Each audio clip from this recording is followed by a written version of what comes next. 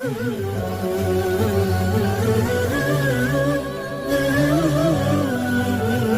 the world's foremost academic atheist over the last 50 years, and the author of more than 30 books.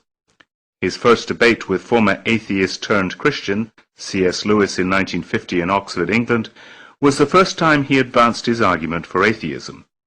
He later wrote a paper titled Theology and Falsification.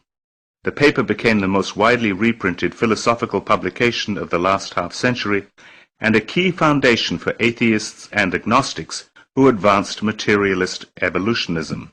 Flu's main theses were that the universe is eternal, it has always existed and always will, that life is a random process, the result or accidental product of chemical interactions. And third, the existence of God is a self-contradiction, and evil is not compatible with the existence of God.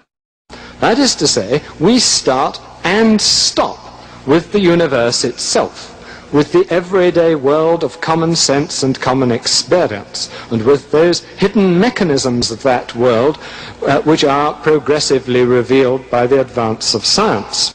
But now it is the advancement of science itself that has changed the mind of Flu and some scientists.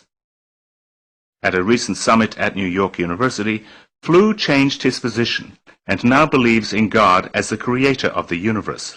It is all, in my view, a matter of the enormous complexity by which the results are achieved, which look to me like the work of intelligence. Flu discussed the points with Professor Gerald Schroeder, who was with the Weizmann Institute of Jerusalem and MIT, and Professor John Haldane of the University of St. Andrews. Flu turns to various discoveries of science to prove his point. From the fossil records showing the sudden appearance of a fully developed life to the emergence of visual consciousness across the animal kingdom to the basic need for reproduction. But it is the manifestation of life written in DNA and the transcription of DNA to RNA and RNA into protein and the subsequent process of protein folding that makes the best case for Flu. What I think that the DNA material has done has shown by its almost unbelievable complexity of the arrangements which lead to produce this being, that intelligence must have been involved in getting these extraordinarily diverse elements to work together. As for the battle between evolution versus creation in the classrooms, it seems it may never end. But it may be explained best by re-quoting Flu. Which looked to me like the work of intelligence.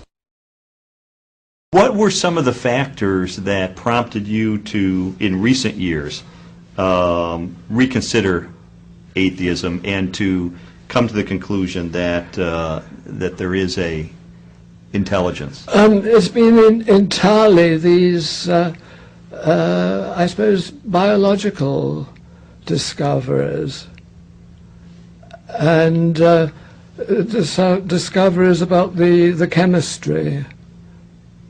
So these things. The complexity and... yeah, the integrated complexity argument. Now, when you talk about the integrated complexity, yeah, is it the unlikelihood of that developing naturalistically, the first complex integrated biological system? Is that where the problem you saw?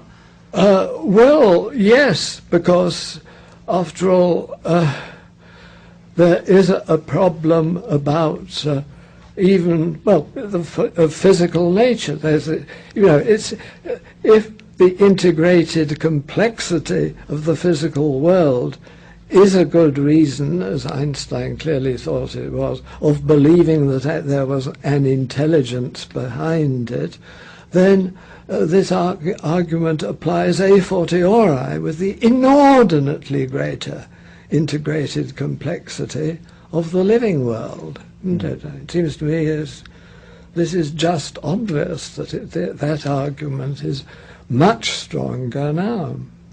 And this was one of the factors that led you to conclude there must be an intelligence? Yeah, yeah.